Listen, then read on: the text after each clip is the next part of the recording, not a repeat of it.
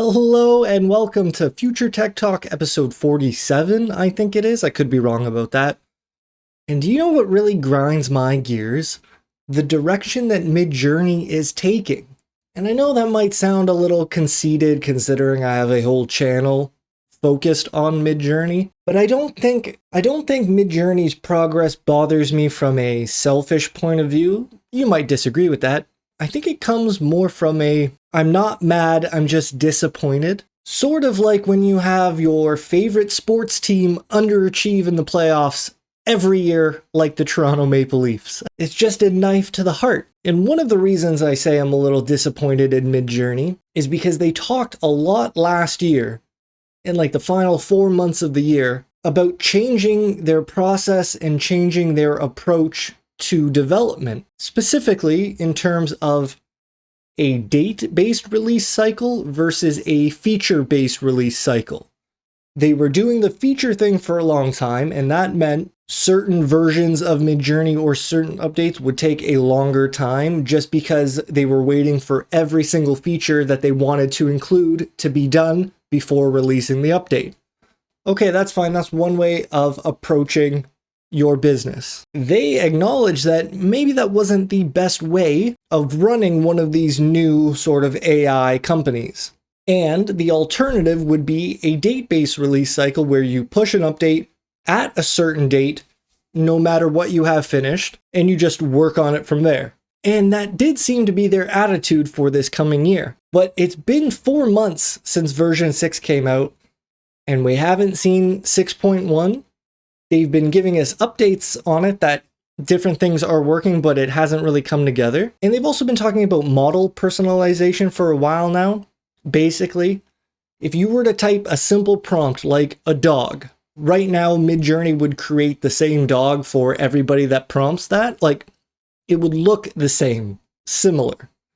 With model personalization, the bot is going to get to know you better, and it's going to assume some things about you. Basically, what did you actually want to see when you typed in a dog? It's going to include a bunch of different words behind the scenes, and it's going to give you a dog that looks, maybe it's the art style or maybe it's certain features, and it's going to be generated in a way that appeals to you specifically.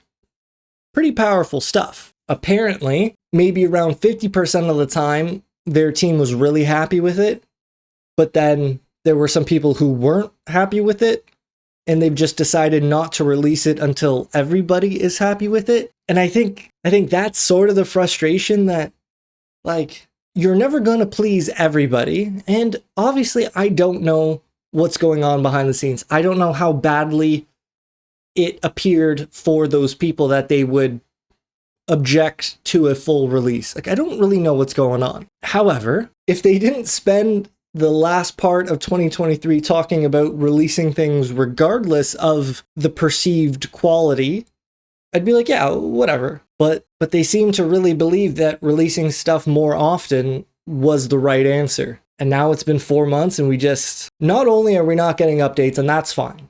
I promise you that's completely reasonable. These things take a long time to train. But we know that there are updates to be had and they just haven't done them yet. Basically, what I'm trying to say is that it sounds, again, more like the feature-based release cycle rather than the date-based. And I think that's where the disappointment comes in, because you heard the team say, hey, we're going to play the game a certain way. We're going to change our approach. We're going to change our strategy.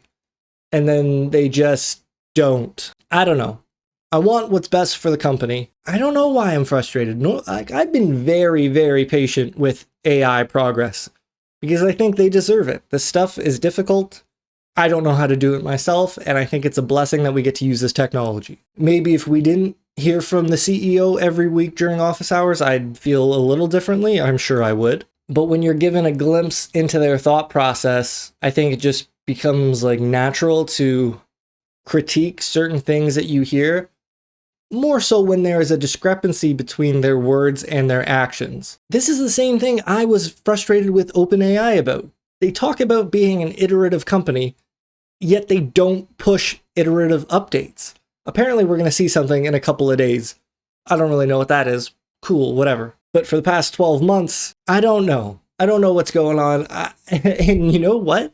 It makes me a little worried for the future. Like right now, I wouldn't consider AI to be a nuclear weapon, but it's certainly going to become one. And if words do not match actions right now, I think it's appropriate to consider whether the words will match the actions when the stakes get higher. I think the AI companies, I think their spokespeople have done a very good job up until now.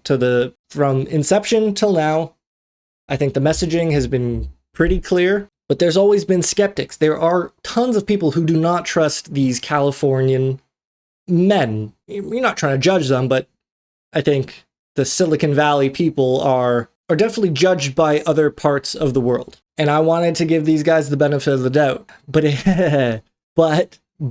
it doesn't matter who you are, whether it's the police or your teacher or your friend. As soon as they verbalize something and then don't act on it, at least what you can perceive as the actions meeting the statements, I think it's natural to worry about the possibility of that happening in the future with more powerful and important outcomes on the line. I'm trying not to sound too wishy-washy, but then there's another thing about Midjourney that, it doesn't make you very happy to hear. I think their team's gotten a lot of flack online for really focusing on social creation on the website. I mean, they're building it in, and I think it's super important to have a chat room for people to talk about Midjourney and to create together and to get help and to get support from the Midjourney team. Just like Discord is a chat room, they needed some sort of chat room on the website. That's fine. A lot of people don't really understand that, and I guess I get what they're saying. They don't want a chat room. They like creating on their own, so they don't see why so many resources are going into social creation. Not knocking the rooms, but the CEO said that certain things aren't a priority on the website because the use cases are so small, what he refers to as super users or power users. There are certain things that power users would come to expect, and those are not a high priority because most people don't ever get to use those features.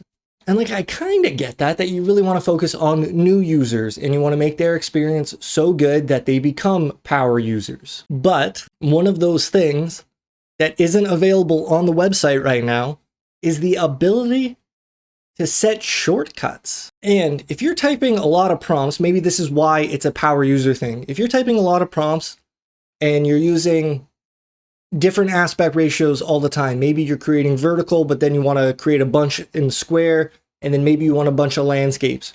You do not want to have to type the aspect ratio every single time in your prompt.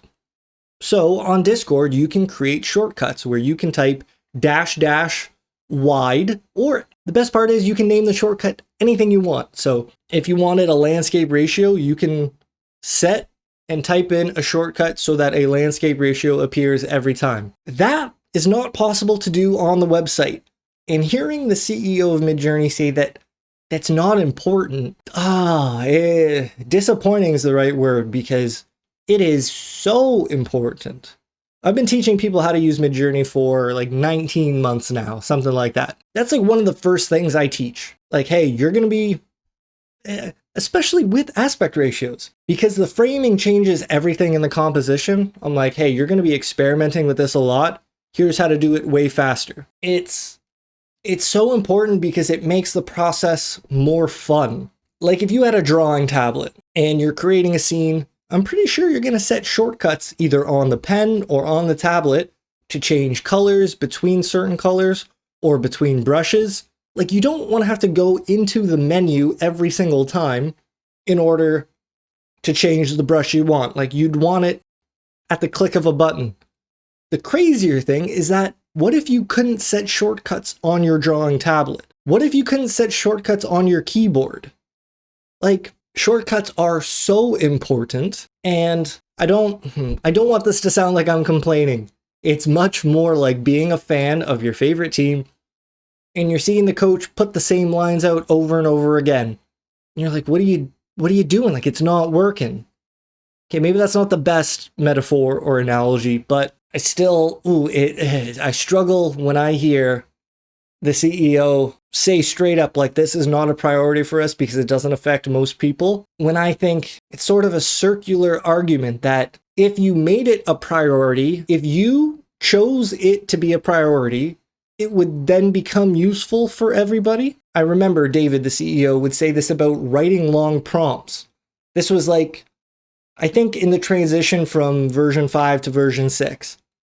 So maybe this is last December, and he would say that, long prompts, detailed prompts aren't the highest priority for them because they can see the data and people don't write very long prompts. A lot of people just wrote short prompts, so that's what they wanted to focus on.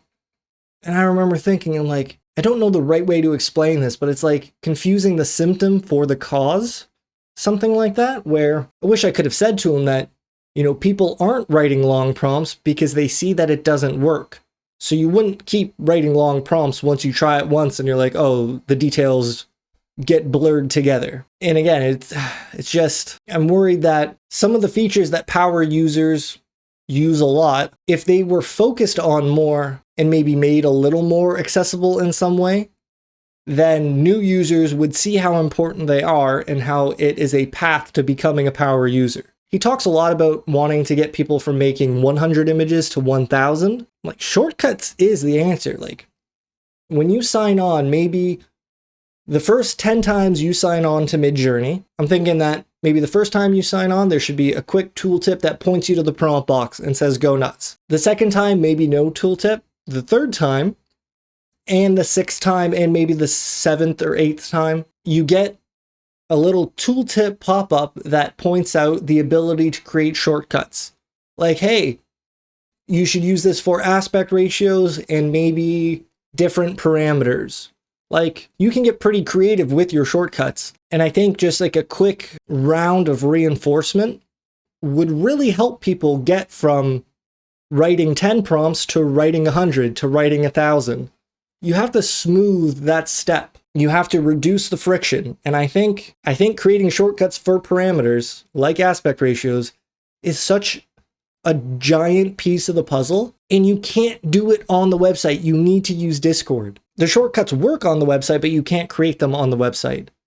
And it's just like, oh, that is so important that all the features on Discord should be, I don't want to sound preachy. I don't know what I'm doing. I'm just a guy in a bedroom talking to you in the void. Please don't take what I'm saying too seriously. It's just my weekly vent of frustration. That's not even frustrating. The world is great.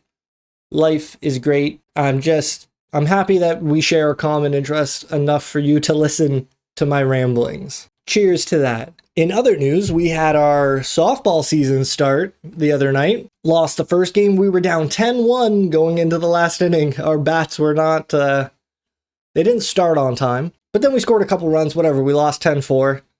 And then we tied the second game. So not the greatest start to the year, but it was nice to see the guys. I am so nervous on defense. Like, we got a couple new guys, so my position at first base, it kind of goes to someone who can't really play other positions. Like, he's basically just a first baseman, and that's okay. I can play other positions. I can play second, short, third. I can play the outfield. But when I'm in the outfield, I can't see the ball. Like, we play night games, so it starts at 8:30, and then you play 2 games. So it's like pitch black. And like, my eyes are just terrible. I never had good eyes growing up. They're not, okay, I use the word terrible. Like, it's not blurry, but I'm like, I hope the ball doesn't get hit to me because like, I don't see it clearly. Like, it's not, so it's a little scary. That's all I want to say. But I hit pretty good. I wasn't doing that good in the first game. But then in the second game, I stayed a little taller in my stance, took a little bit of a step and believed in myself. And I hit a nice double. It felt good. Might have been the longest hit of the night. Maybe. Now let me tell you a little story about my best friend. One of my buddies finally signed up for ChatGPT last week. And it is so funny to hear him go through the exact same thought patterns that I've had for the last 2 years in a week. Like, we'd be on a call or whatever, and I'm hearing him talk to it, and he's telling me about how frustrated he gets. He's saying to me, why is the bot lying to me? I'm like, I don't know, it just kind of does that sometimes. It's not malicious, it just hallucinates. And he's like, yeah, but then I called it out on lying, and it was like, oh, I'm sorry, I regret, you're right, I didn't use the right word. And then it didn't even fix the problem. Like, it made the same mistake. And I'm like, first of all, we could have been having this conversation so long ago. Like, why did you take so long to just use GPT now? And then second, I'm trying to explain to him that, like, this thing is like a calculator. Like, you ask it a question and it's going to give you an answer. The problem is that the answer doesn't always have to be correct, but it's still going to act like it's correct. It's like an improv partner. Yes, and if you ask it about something, it's going to be like, oh yeah, of course, here's the answer. Like, it will.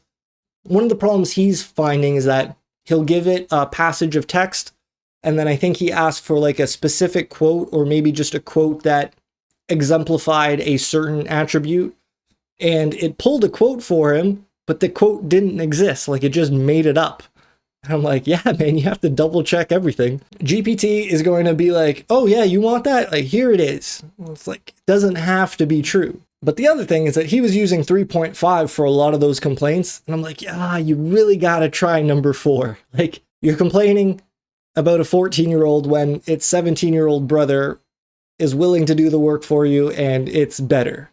Like, 3.5 will never get better. It's trained. It's locked in place forever, I think. You kind of always have to go to the next model. Let me read you this text message he sends the other night. He just says, I'm obsessed with AI now. I always told him that, like, I'm like, dude, like, AI would help you so much in his line of work. Like, he's in teaching right now. I think he actually just got a job at a school, so congratulations to him for the rest of the year.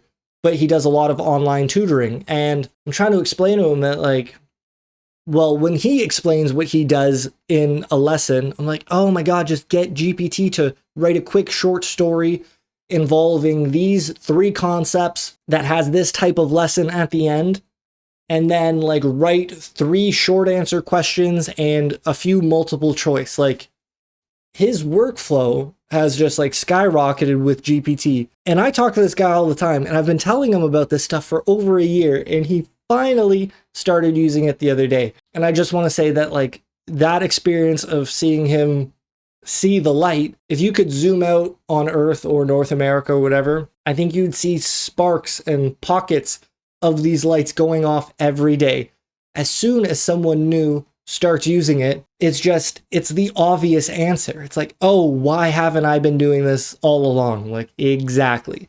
And I have another friend on the softball team who found out I had a YouTube channel. I don't like to really tell people about it, but whatever, he finds out, and then he starts telling me about all these people at work who don't admit to using GPT, but he can tell that they're using it because all of a sudden they're writing like paragraphs and paragraphs. I think one of them was like, the example was they're doing like peer reviews or appraisals, something like that. And you would say that normally you would just get like 2 or 3 sentences about their coworkers. And now all of a sudden it's paragraphs and being so elaborate and basically like he could tell that like, you guys don't think like this. So like, why are you writing it now? And I was trying to say to him, I'm like, yeah, you're right. But you have to hope that the intent is pure and that these people without GPT would still say those things. It's just that they're getting GPT to announce it for them. And I think that could be a problem because GPT does lean towards the positive side of things. And then you're just wondering, like, is this what the world is going to be? Everybody fake applauding each other because they're all using GPT and GPT tries to see the good in every situation? Like, is criticism going to become even more taboo when the standard set by AI is so positive? And then how about this? The CEO of Bumble comes out and says that pretty soon, well, maybe, I don't know if she gave a time frame, but you're going to have an AI concierge of yourself on your phone, and it's going to date other AIs for you as sort of like a preliminary screening test before you go on dates with those people. I'm like, okay, if she's saying that, then that is the future. That is what's going to happen, and we don't really get a say in it. And that's so depressing, because what type of person would trust their AI to speak to other AIs? And then, it would be really amazing if it worked. If you let your AI have full control over your phone and it watched you 24/7 and it learned who you were. Then it took all of that and it started talking to another AI who knew that person like the back of their hand. And maybe the AI would notice compatibility issues. Like, oh, that's the other thing, is that like humans can overlook certain things. Like, we don't have to share every interest in order to get along. I wonder if AIs are going to understand that. But what if you got a message from Bumble, from the app on your phone, and it said, hey, I found the perfect person for you. I've been talking to them for like 2 weeks. We get along amazing. And then you go out with that person and you really do get along perfectly. Like, ooh, that would be scary if the AI actually gets it right. It's almost more comforting if it gets it wrong, I think. So the big problem is, how much more privacy are we going to give away? You give an inch, they'll take a mile. I think we gave an inch when smartphones were first invented, like 15 years ago. I don't know, maybe even 20 years ago now. No, okay, maybe a little less, maybe like 18, 17 years ago. That was the inch. And we are approaching the mile marker where they're like, well, you already have personalized ads.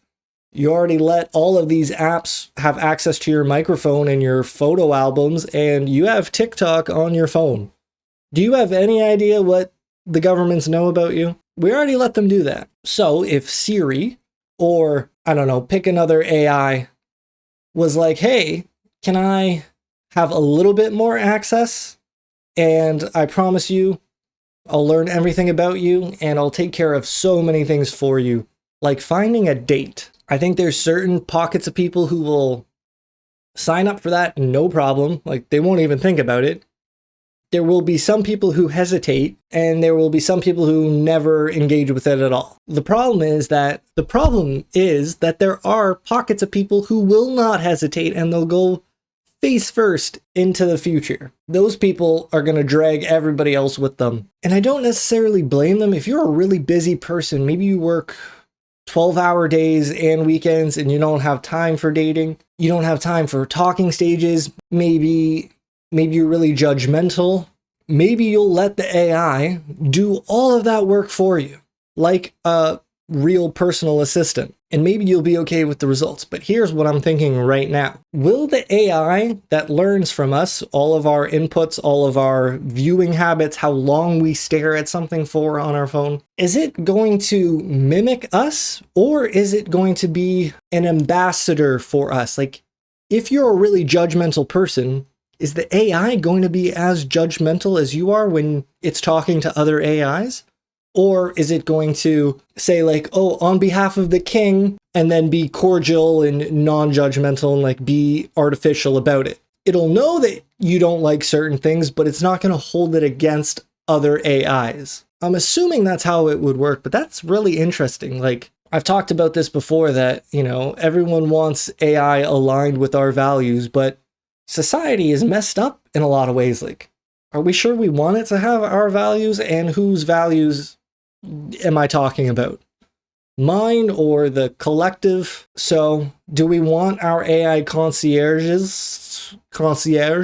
Do we want it to be us, a virtual form of us, or do we want it to speak on our behalf and try its best? And does that come down to just like a probability setting? Like, maybe you could crank it up to 100 and it's just an extension of you.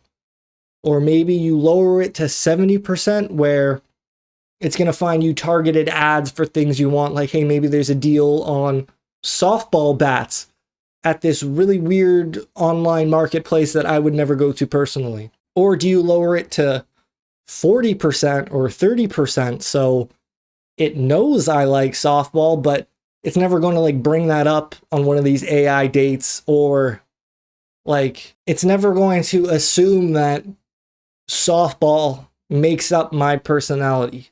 I don't know, but I think these are really interesting questions, and I'd love to hear from you. How much privacy are you willing to give away so that AI can better know who you are?